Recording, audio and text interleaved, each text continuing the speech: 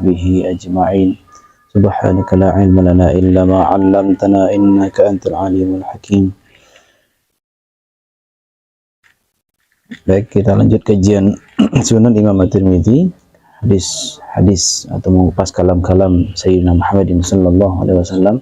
Kita melanjutkan yang sebelumnya, terakhir masalah tidak berkunut ya. Sebelumnya adalah tentang kunut.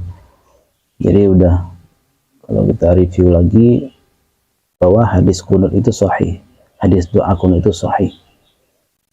Berbeda dengan ungkapan sebagian orang mengatakan hadis kunut itu dhaif.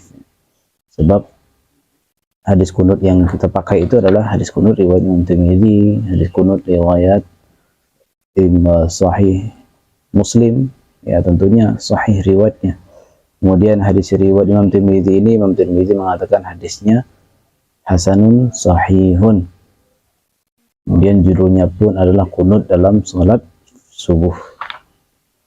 Sekarang masuk tentang bersin. Ya'tisu, bukan ya'tishu. Kalau ya'tishu, titik 3, aus. Udah jadi nama usaha kan, haus. Air minum. Ya'tisu, bersin. Babu maja'a fir rajuli ya'tisu fis shalah, tentang seseorang yang bersin di dalam salat. Kemudian nanti ada respon dari sahabat yang lain membaca doa ketika temannya bersin, terus dia nyautin pakai doanya itu enggak diajarin oleh Rasulullah, dia baca tuh panjang. Tapi Rasulullah komentar enggak, ente bid'ah gitu. Enggak. فقبل أن نقرأ هذا الكتاب نتبرك بقراءة سورة الفاتحة ونهديها إلى سيدنا رسول الله صلى الله عليه وسلم وللإمام أبي عيسى الترمذي الفاتحة. أعوذ بالله من الشيطان الرجيم. بسم الله الرحمن الرحيم. الحمد لله رب العالمين الرحمن الرحيم مالك يوم الدين إياك نعبد وإياك نستعين اهدنا الصراط المستقيم صراط الذين أنعمت عليهم غير المغضوب عليهم ولا الضالين آمين. باب ما جاء في الرجل يعطس في الصلاة. تفضل اسمه.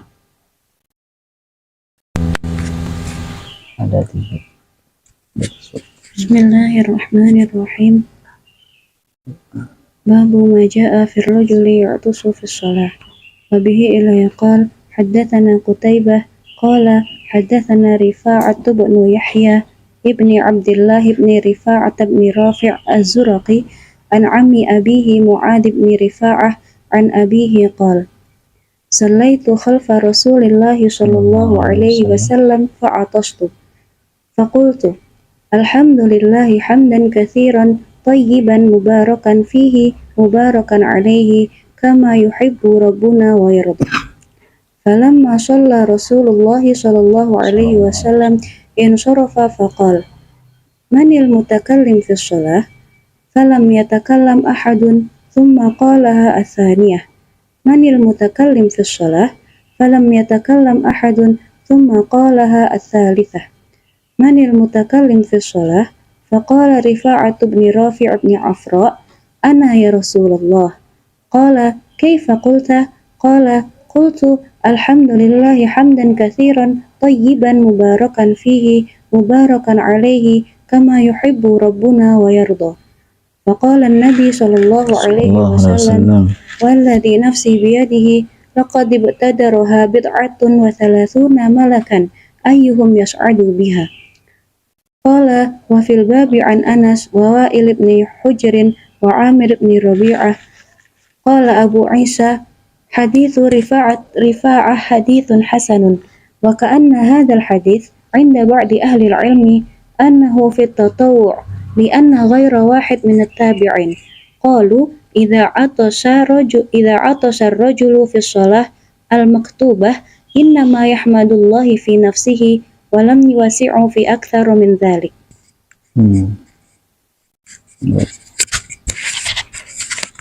Bab tentang seseorang yang bersin di dalam sholat, bersin di saat melaksanakan sholat. بسندنا المتصل إلى الإمام أبي عيسى الترمذي قال حدثنا قتيبة. Imam Tirmidzi ngambil ini dari Imam Qutaibah ibnu Sa'id. Imam Qutaibah mengambil ini dari Imam Rifa'ah, bukan Imam Rifa'ah, Rifa'ah ibn Yahya ibn Abdullah ibn Rifa'ah ibn Rafi' Az-Zurqi an ammi abi, dari paman ayahnya. Rifa'ah bin Yahya meriwayatkan dari paman ayahnya. Siapa nama paman dari ayahnya? Berarti kakeknya enggak itu? Paman dari ayah? Ya, kakek. Kalau berarti ayahnya adalah Abdullah Yahya. Sementara ayah dari pamannya adalah ayah dari ayahnya adalah Abdullah. Berarti paman dari ayahnya tentunya lain dari Abdullah. Siapa namanya? Mu'adz ibn Rifa'ah.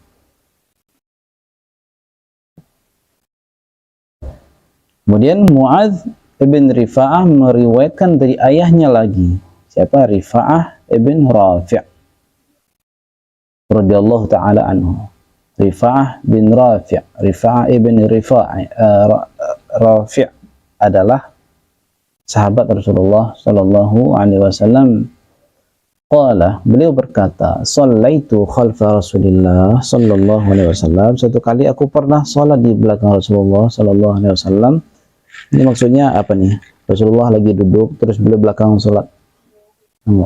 Bermakmum ya. Nah, itu maksudnya. Aku salat menjadi makmum Rasulullah sallallahu alaihi wasallam. Fa'atastu, lalu aku bersin. Gimana praktek bersinnya, Cak? Gimana, Cak? Nah, itu bersin nicak itu ya.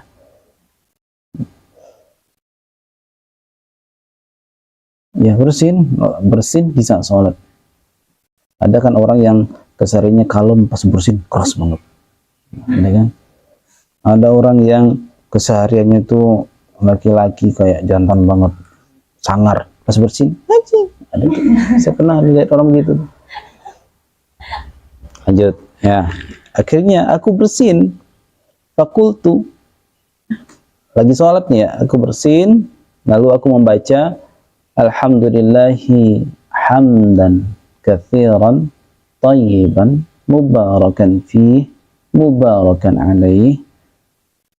Semua puji hanyalah milik Allah, pujian yang banyak, pujian yang baik, yang penuh berkah di dalamnya, yang penuh berkah yang meliputinya, kama yuhibbu rabbuna, dengan pujian yang sesuai dengan kesukaan Rabb kami, Rabb kita, wa yarda, dan beliau ridhai. Nah, itu doanya tuh. Dah hafal? Alhamdulillahi hamdan tayyiban mubarakan fihi mubarakan alaihi kama yuhibbu rabbuna wa yarda. Bukan mubarakan fihi ma mubarakan alaihi kan? Nah, itu nanti buat nikah tuh. Mubarakan fihi mubarakan alaihi kama yuhibbu rabbuna wa yarda. Falamma shalla Rasulullah sallallahu alaihi wasallam insarafa. Ketika itu Rasulullah sedang salat, ya karena bermakmum kan dengan Rasulullah. Insarafa, beliau pun selesai. Faqala, maka Rasulullah bertanya, manil mutakallimu fi shalah? Siapa mutakallim secara bahasa berarti? Yang ngomong. Siapa yang ngomong di salat? Itu enggak maksudnya. Jadi Rasulullah enggak nanya, maksudnya adalah siapa yang membaca kalimat tadi. Mutakallim itu kan aslinya kan ngomong. Siapa yang ngomong dalam salat? Tapi kira-kira Rasulullah bertanya itu kayak interogasi gitu. Siapa tuh dia ngomong? Itu kan bahasa kita. Ayo, gimana bahasanya, Rifah? Intonasinya kira-kira Rasulullah, kalau Rasulullah yang ngomong, bertanya, gimana, Rifah? Mana Tias? Nah, mana Tias? Itu mana? Kira-kira gimana tuh intonasi Rasulullah? Kan suka tuh ngomong gitu kan. Ya bayangkanlah ya Rasulullah yang bertanya Tapi tetap aja sungkan sahabatnya, entah sungkan entah takut, nggak ada yang berani jawab kan, nggak berani angkat tangan, takut dimarahin. Padahal Rasulullah bertanyanya ya bagus, seorang Rasulullah yang latif, lembut. Gak mungkin kan baru aja selesai salam, Assalamualaikum warahmatullahi, Assalamualaikum warahmatullahi. Siapa yang tadi ngomong? Ada gitu. Rasulullah nggak begitu. Manil mutakallimu fi shalah? Siapa tadi yang mengucapkan di dalam sholat? Tadi siapa yang membacakan kalimat dalam sholat? Apalah gitu, nggak bisa ditiru lah intonasinya Rasulullah itu. Falam yatakallam ahadun, tidak satupun yang menyahut. Kenapa? Sungkan, segan, takut, malu, campur aduk lah perasaan sahabat itu. Akhirnya Rasulullah bertanya lagi yang kedua, manil mutakallimu fi shalah? Tadi siapa yang membaca bacaan tadi dalam salat? Falam yatakallam ahad, enggak ada satu lagi enggak ada yang nyaut. Summa qalaha thalathalitha, kemudian Rasulullah kembali bertanya, ayo, enggak ada lagi ayo ya, ada ayo ya. Ayo, siapa tadi yang bacain dalam salat? Kayak anak TK kalau gitu ya. Malam mutakallimu fi shalah. Siapa yang tadi mengucapkan bacaan di dalam salat? Siapa yang bicara dalam salat? Kan bukan bicara ya. Faqala Rifa'ah bin Rafi' bin Afra, akhirnya Rifa'ah tadilah menjawab. Rifa'ah tadi langsung menjawab, ana ya Rasulullah, hamba ya Rasulullah, aku ya Rasulullah, kulo ya Rasulullah. Faqala kaifa qult? Nah, ini menarik nih ya, Rasulullah itu kan udah sampai 3 kali bertanya. Padahal Rasulullah nggak mungkin dengan pertanyaan interogasi kayak tadi. Bukan kayak Fatih kan. Loh, belum bicara. Bukan. Jadi 3 kali.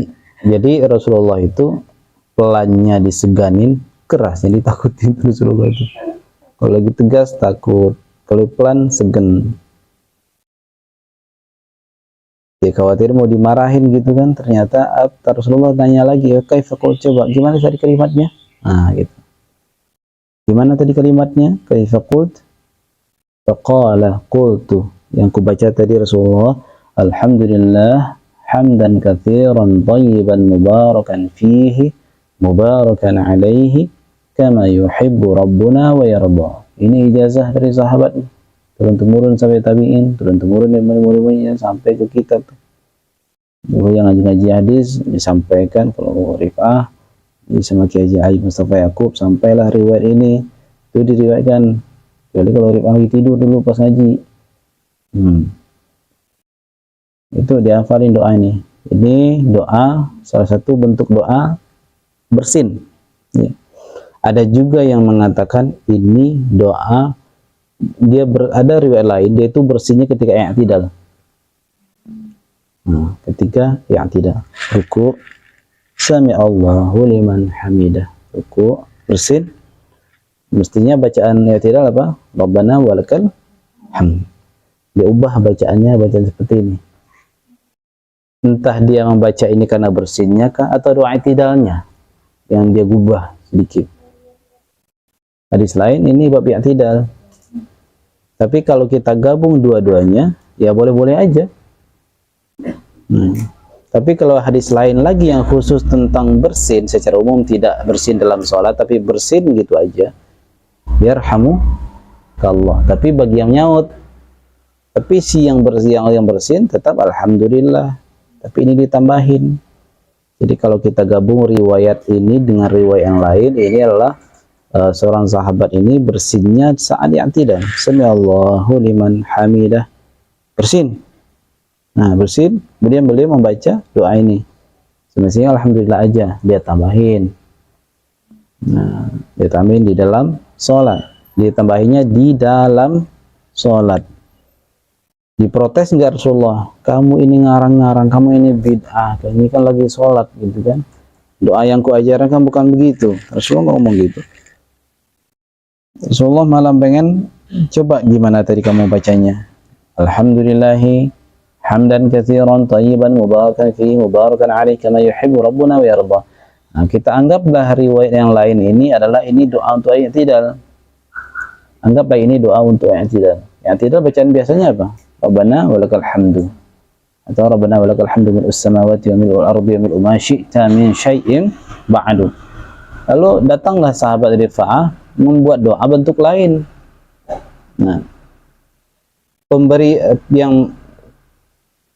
pemberi syariat siapa? Yang menurut yang berhak mengeluarkan syariat siapa? Allah dan Rasul. Kira-kira sahabat berhak enggak membuat syariat? Enggak berhak. Tapi kok tiba-tiba dia berinisiatif menyampaikan doa, baca doa, padahal belum ada syariatnya. Nah, ini contoh bid'ah juga. Bid'ah itu kan sesuatu yang diadakan, nggak ada dalil khususnya, tidak ada dalil terang di dalam Quran. Tetap aja seseorang itu menggunakan kebijakan dan kebajikan untuk sebagai landasan melaksanakan sebuah kebaikan. Ada di kitab itu bid'ah. Kayak hukum nikah itu ada 5. Bid'ah pun ada 5. Seperti balon.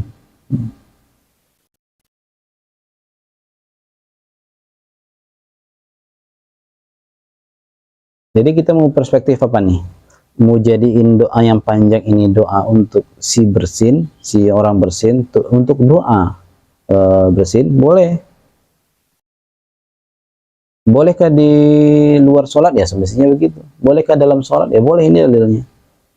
Nanti Ica bersin kan? Alhamdulillah yang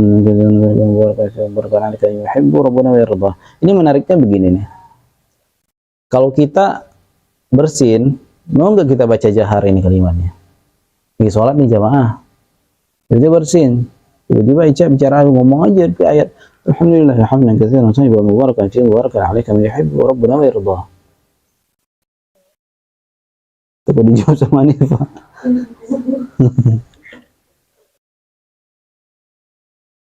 Tapi bakal membaca sir kan? Kita pasti pengen baca sir. Entah karena malu, entah karena apa. Pasti akan membaca sir. Mau biar kata pun laki-laki, tetap dia akan baca sir. Tapi sahabat ini malah dibacakan jahar. Nah, itu skenario ta'lim. Skenario yang Allah atur melalui sahabat ini, skenario ta'lim namanya, skenario pendidikan yang Allah takdirkan. Kan kalau kita baca-baca hadis-hadis yang lain, ada aja peristiwa-peristiwa yang unik-unik dan aneh-aneh dalam tindakan sahabat, entah karena perbuatan lah. Contohnya Abu Bakrah baru masuk pintu masjid, jamaah udah ruku, tuh dari pintu masjid jalan kayak nyeruduk. Abu Bakrah, bukan Abu Bakar. Nah, berangkatlah. Abu Bakrah. Atau kita akan menjadikan ini doa adalah doa i'tidal. Boleh, ada riwayat lain. Mungkin doa i'tidal itu Rabbana walakal hamdu. Atau lanjutnya mil'us samawati. Karena dalam jalur lain, dalam sahih Muslim, tasahih apa itu? Yang menggunakan riwayat ini juga, ketika konteksnya adalah bangkit dari ruku. Mau kita jadi ini doa i'tidal juga bisa. Nah, yang jelas sahabat ini membaca doa ini tanpa pernah diajarkan oleh Rasulullah, tanpa pernah dia mendapatkan hadis sebelumnya, bahkan sebelum adanya takrir, sebelum adanya ketetapan persetujuan dari Nabi. Kalau orang mengatakan, ini kan hadis takriri, ini kan hadis ketetapan Nabi. Nabi tidak berkalam, Nabi tidak mencontohkan, tapi Nabi memutuskan, menetapkan. Hadis takriri itu asal muasalnya adalah tindakan yang diadakan oleh sahabat. Nah, tindakan yang diadakan oleh sahabat. Apa landasan sahabat itu melakukan? Padahal belum ada itu dari Rasulullah. Sebenarnya itu bid'ah. Meskipun itu kan takriri ya, takriri itu kan kemudiannya. Ketetapan Rasul itu pun datang, kan ada. Itu kan nantinya. Landasan mereka saat melakukan apa? Nggak ada hadisnya, nggak ada Al-Qurannya. Jadi mereka sahabat-sahabat yang yang mendapatkan hadis takriri, yang dapat ketetapan dari Nabi pada dalam beberapa saat mereka sedang melakukan sesuatu perbuatan yang diada-adakan. Nah, paham tuh? Ya, pada fase sampai Rasulullah mencap, oke, sebelum itu mereka udah ngelakuin duluan kan? Semestinya nggak begitu, minta izin dulu, tunggu kalam Rasulullah dulu, tunggu sabda dulu, tunggu ayat dulu, baru melakukan. Tapi itu enggak, mereka lakukan dulu. Apa dong dalilnya mereka melakukan itu sebelum ada aba-aba, sebelum ada perintah? Nah, itulah istihad sahabat. Dengan apa ada argumentasinya? Dengan keumuman ayat-ayat yang sudah pernah ada. Keumuman spirit ayat bersifat general yang bisa digunakan sebagai landasan, meskipun ayat atau hadisnya itu tidak menyebutkan secara khusus perbuatan yang mereka lakukan. Jadi benar tuh kata Buya Winal kemarin, itu tidak segampang itu kita menuduh orang melakukan bid'ah gitu. Berkalah nanti kena bid'ah pula kampus.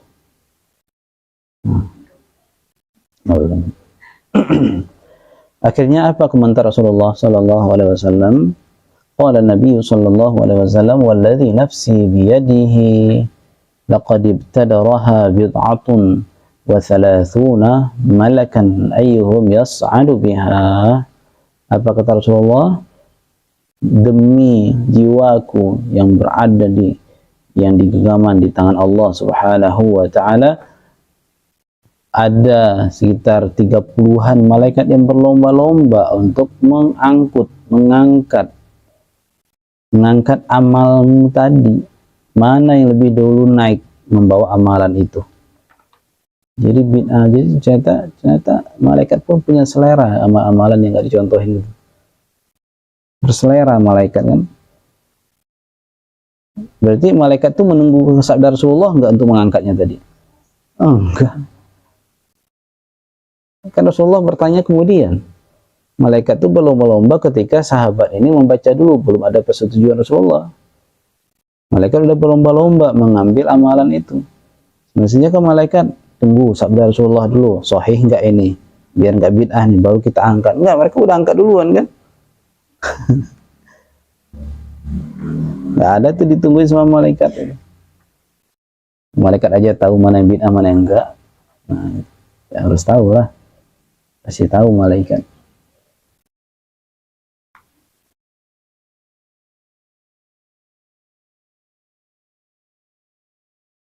Nah, banyak-banyaklah kita tuh baca doa. Ini saja nih doa yang belum diriwayatkan oleh Rasulullah, dilakukan oleh sahabat, malaikat aja berlomba-lomba untuk menggapai amalan itu. Bagaimana dengan doa-doa yang jelas-jelas Rasulullah itu mensunahkan, Rasulullah mengkalamkan, zikir Rasulullah kalamkan. Kalau ini berapa? Bid'atun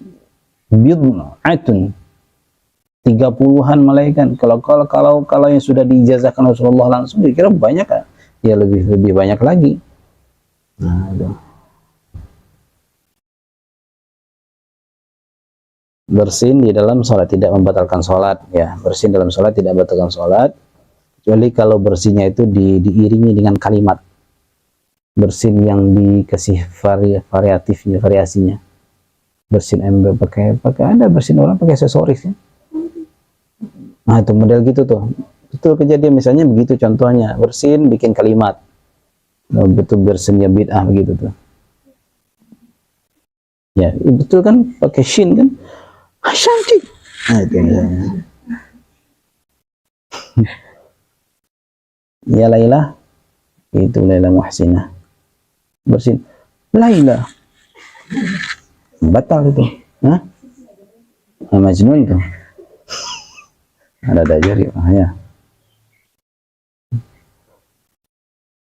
Itu bersin yang dikasih aksesori kalimat membatalkan. Lagi disengaja. Ya.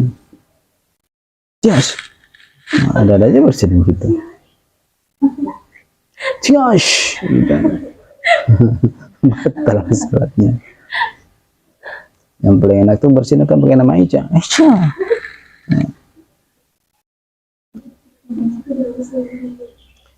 Wa fil babi an Anas dan Wa'il bin Hujr dan Amir ibn Rabi'ah. Kalau jalur lain siapa sahabatnya? Kalau ini tadi sahabatnya siapa? Rifa'ah ibn Rafi'. Kalau sahabat jalur lain ada Anas bin Malik, ada Wa'il ibn Hujr, ada Amir ibn Rabi'ah radhiyallahu taala anhum ajma'in.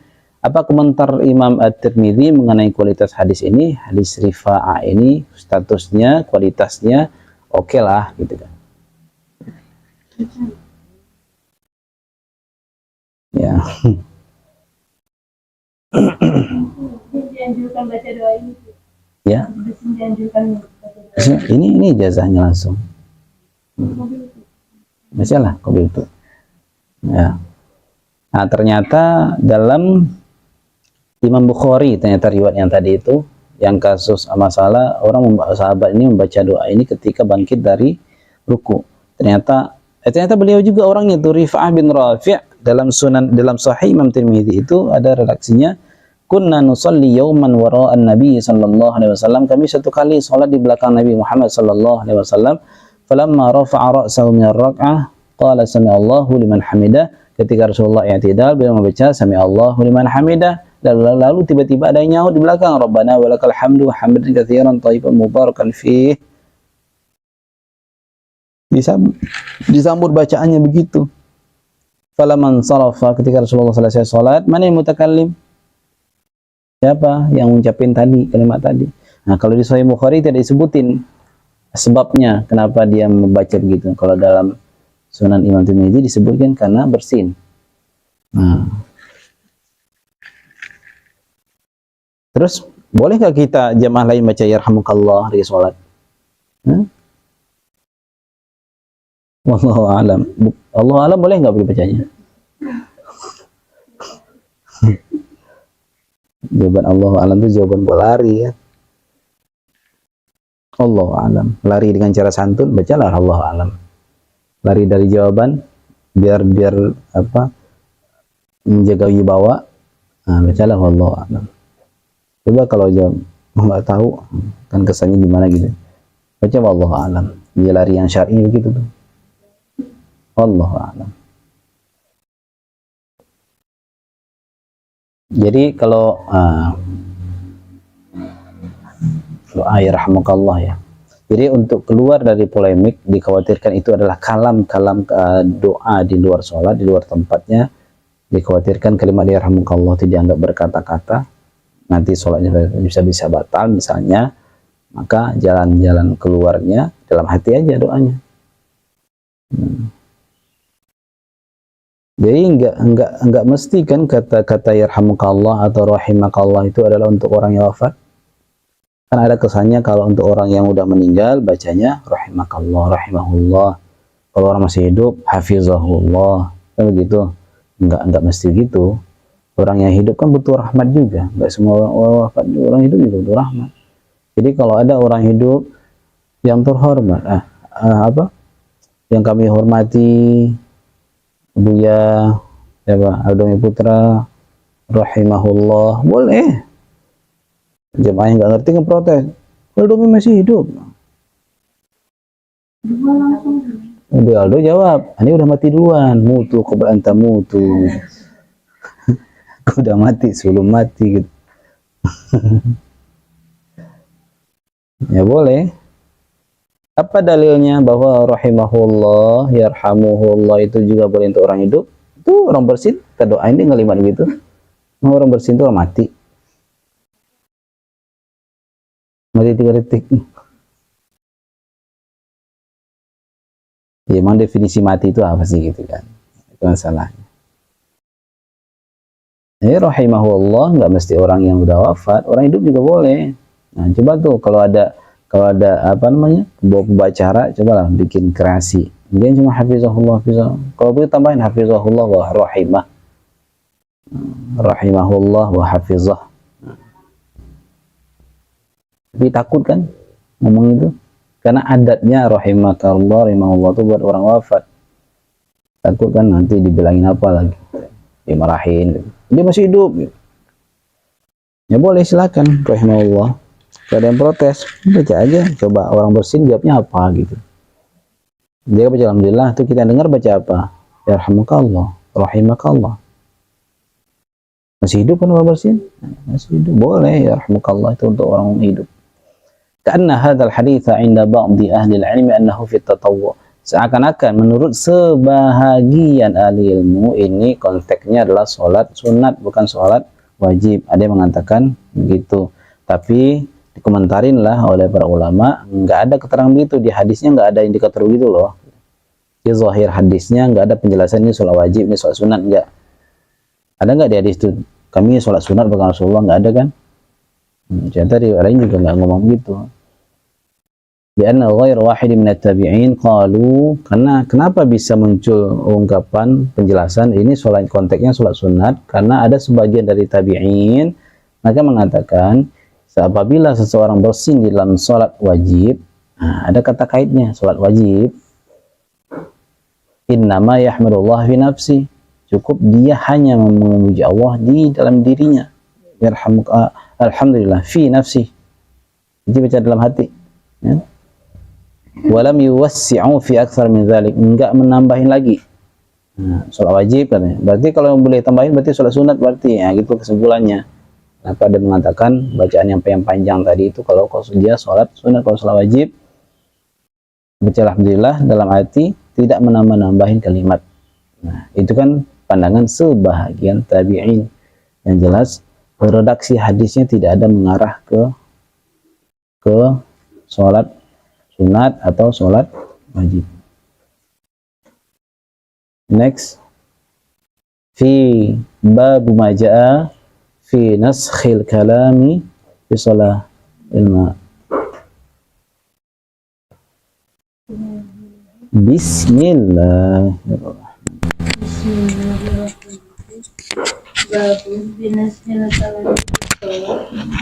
Wabihi ilaihi qala hadatsana Ahmad bin Mani' qala hadatsana Husaim qala akhbarana Ismail ibnu Abi Khalid anil Harisi ibni Syubil an Abi Amr Asy-Syaibani an Zaid ibni Arqam qala kunna natakallamu khalfa Rasulillah sallallahu alaihi wasallam fi shalah yukallimu rajulu minna sahibahu ila janbihi hatta nazalat wa qumu lillahi qanitin fa umirna bisukut wa nuhina anil kalam wa fil babi an ibni Mas'ud wa Muawiyah ibnil Hakam hadisu Zaid bin Arqam hadisun hasanun sahih wal amalu alaihi inda aksari ahli ilmi qalu iza takallama ar-rajulu amidan bis salati aw nasiyan a'ada as-salah wa huwa qaulus Tsawri wa ibnul Mubarak wa ibnil Mubarak wa qala ba'dhum iza takallama amidan fi shalah a'ada shalah wa in kana nasiyan aw jahilan ajza'ah wa bihi yaqulu Syafi'i. Ini sekarang naskhil kalam, nasakh menuliskan kalimat gitu. Apa? Ya. Bab tentang nasakh, menasakh, menghapus, tentang menghapus kebolehan ngomong dalam sholat. Mungkin pada awal-awalnya Rasulullah membiarkan, akhirnya dihapus. Sama seperti awal-awalnya khamar itu tidak diharamkan, awal-awalnya tidak diharamkan secara menyeluruh, kemudian dinasakh. Nasakh itu menghapus izin berkata-kata di dalam sholat. Wabihi qala hadatsana Ahmad ibnu Mani' qala hadatsana Husaim qala akhbarna Ismail bin Abi Khalid an Harith ibn Syubail an Abi Amr Asy-Syaibani an Zaid ibn Arqam. Sahabatnya siapa? Zaid ibn Arqam. Jadi kalau kita itu sesekali ketemu nama sahabat, lagi aktivitas, ketemu nama sahabat, iseng-iseng lah, buka aja Google, ketik nama sahabat tuh, baca biografinya, gitu cak. Misalnya Zaid bin Arqam, siapa sih beliau ini, gitu, biografinya gimana sih, tabaq apa, manaqibnya apa, gitu, buat tambah-tambah pengetahuan. Ya, kan malas baca buku kan, nggak ada tuh. Yang paling punya buku kamar siapa lah gitu kan, paling buku diari. Tulis tuh nama sahabat, baca gitu. Zaid bin Arqam. Kalau Abu Bakar, Umar udah biasa kan. Nah, kalau sahabat ini seperti Zaid bin Arqam, Rifa'ah bin Rafi', baca lah tuh. Qala, apa kata Zaid bin Arqam, kunna natakallamu khalfa Rasulillah sallallahu alaihi wasallam. Kami pernah ngomong di belakang Rasulullah menjadi makmum. Kapan ngobrolnya? Di dalam salat. Yukallimu ahaduna minna sahibahu ila jambi. Ngobrol dia di salat tuh. Bisnis apa? Arisan. Ntar ente panitianya ya. Oke gitu. Banyak. Terus yang disautin yang sebelah, jangan ngomong salat gitu kan. Nah gitu. Hatta nazalat, akhirnya turunlah firman Allah Ta'ala, wa qumu lillahi qanitin. Menghadaplah kepada Allah, berdirilah kepada Allah itu dengan penuh tenang, berdiri tenang, diam gitu, tunduk patuh, tenang. Fa umirna bisukur, akhirnya kami diperintahkan untuk diam setelah itu, nggak boleh lagi. Wa nuhina 'anil kalam, kami pun dilarang untuk berkata-kata di dalam salat, di luar bacaan salat. Ya. Ini dihapus dia tuh, yang tadi, yang doa tadi dihapus. Ini ngobrol maksudnya, natakallam. Tapi dari hadis tadi, kenapa Rasulullah manggil mutakallim? Nah, masalahnya tidak ada keterangan yang tadi itu dirhapus oleh ini, karena doa. Jadi makanya tadi masalah yarhamukallah itu masuk zikir enggak, itu masuk doa enggak nanti? Karena saya yakin tetap ada ulama mengatakan membaca yarhamukallah, menyautin orang yang lagi bersin itu, ada ulama membolehkan, dipandang itu zikir. Maka yang nggak boleh, yang batalkan sholat itu ya kalimat di luar zikir, kalimat di luar doa. Contohnya setelah pas sujud atau bahkan sebelum salam ada doa-doa yang dibolehkan. Allahumma inni a'udzubika min azabin nar, gitu kan. Iya, doa sebelum salam kan mutakallim juga itu, ngomong juga, tapi yang diomongin apa? Doa. Kayak tadi itu, berarti ini yang dilarang itu yang ngobrolin arisan itu. Nanti tadi hotspotnya hidup nggak? Jadi aneh ambil wifi itu loh, wifi di sholat ya. Kalau zaman sekarang ngobrolnya begitu kan, wifi kuota gitu. Akhirnya nggak boleh lagi berkata-kata ngobrol di dalam sholat. Nggak boleh ilmu ya, yang ngobrol-ngobrol lagi. Kapan nih ngobrol-ngobrol? Kata Imam Tirmidzi, hadis Zaid bin Arqam ini hadisnya sahih. Wal amalu alaihi inda aktsari ahli ilmi, diamalkan, dipakai hadis ini oleh para ulama, tapi mereka punya komentar. Mereka punya perincian. Kalau seseorang berbicara dengan sengaja di dalam sholat, bahkan lupa sekalipun, dia harus ngulang sholatnya. Kenapa ngulang sholat? Sholatnya batal. Kalau sholat batal harus diiadah, bukan aidah. Diiadah, ya orangnya aidah namanya. Kalau si perempuan yang ngulang sholat namanya aidah. Jadi harus diulang tuh. Zikir di aidah. Aidah itu artinya orang yang ngulang. Diulang terus tuh, ya biasa. Ngulang apa?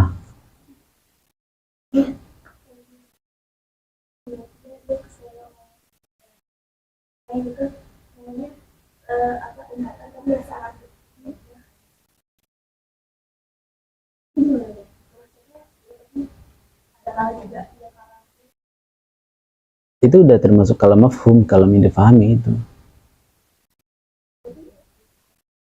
Kalam. Iya, iya. Kalau saya melihat hati-hati begitu. Karena ada juga yang mendefinisikan kalam itu al-kalamu huwal lafzul murakkabul mufidu bil wad'i gitu. Al-kalamu huwal lafaz kalimat al-murakkab yang tersusun. Al-kalamu huwal lafz al-murakkabu al-mufid memberikan makna berfaedah. Nah, bakh itu walaupun bahasa Arab itu udah mufid. Itu udah mufid, orang udah maklum. Cuma dialih aja kalimatnya. Bil wad'i, disengaja. Kalau makanya kalau orang tidur itu nggak disebut kalam lah. Orang tidur ngigau itu nggak disebut kalam, disebut kalimatnya bersih. Karena syarat disebut kalam itu dia sengaja, sadar. Bil wad'i. Anda mendapatkan kalam dari rib'ah, dari tidur ngigau. Enggak, itu bukan kalam.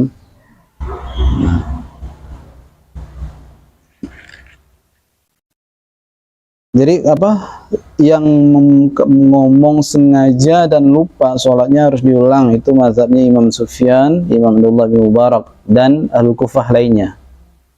Ahlul Kufah siapa? Abu Hanifah pun demikian. Kemudian sebagian lain mengatakan enggak, kalau sengaja ngomong sengaja sholatnya diulang, kalau lupa kepikiran kemana-mana gitu, terus dia tiba-tiba tadi habis bertengkar sama temannya, kemudian sholat, terus dia pengen balas dendam, ngomong dalam sholatnya, kata nggak sengaja gitu kan, misalnya nggak sengaja gitu. Tapi definisi nggak sengaja ini gimana gitu? Kayak tadi tuh kayaknya disengaja kan, ngomel-ngomel dalam sholat. Nah gitu ya. Lagi sholat dikirain orang belakang lagi pegang HP, dikagetin sama Tias tuh rib'ah, ngomonglah rib'ah dalam sholat itu, bukan kaget gitu, nah, misalnya begitu kan. Nah kembali lagi, astagfirullah, itu zikir apa doa gitu. Astagfirullah. Nah, kalau lupa sholatnya tidak diulang, kalau sengaja sholatnya diulang. Itu mazhabnya Imam Asy-Syafi'i. Maka untuk kalau yang mana lebih hati-hati, musyaddad versi Imam Asy'arani, musyaddad yang lebih tegas, yang agak ketat, yang kayak yang tadi di atas, mazhabnya Imam Sufyan, Imam Abdullah bin Mubarak, mazhabnya Abu Hanifah lebih ketat, mazhabnya Imam Syafi'i diperinci. Ada dalilnya kenapa kalau lupa enggak itu ya, la yakallifullahu nafsan illa usaha, contohnya kalau enggak sengaja. Jadi dua tema kajian hadis kita pagi ini. Yang pertama tentang hadis bersin dan doanya, tentang bid'ah juga tuh. Kemudian adalah tidak boleh ngomong di dalam sholat. Bahkan kalaupun seseorang itu mengalami perjumpaan rohani di dalam sholat, tidak boleh ada kalam yang terzahirkan. Perjumpaan rohani dengan siapa? Rasulullah aja diperlihatkan surga neraka, nggak ngobrol kan, mundur maju, baca doa malah. Jadi kalau doa tidak masalah ya. Kenapa banyak itu seseorang ketika imam membaca ayat, tiba-tiba ayat itu ayat-ayat rahmah, kemudian si imam membaca doa untuk thalabur rahmah, boleh, berarti doa itu boleh dalam sholat. Wallahu ta'ala a'lam. Allahumma faqihna fid din wa 'allimna at-ta'wil.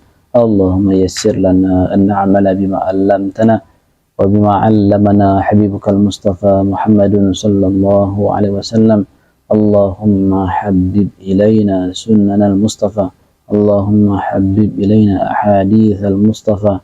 Allahumma habbib ilaina al-iman wa zayyinhu fi qulubina وكره إلينا الكفر والفسوق والعصيان واجعلنا من الراشدين والحمد لله رب العالمين والسلام عليكم ورحمة الله وبركاته.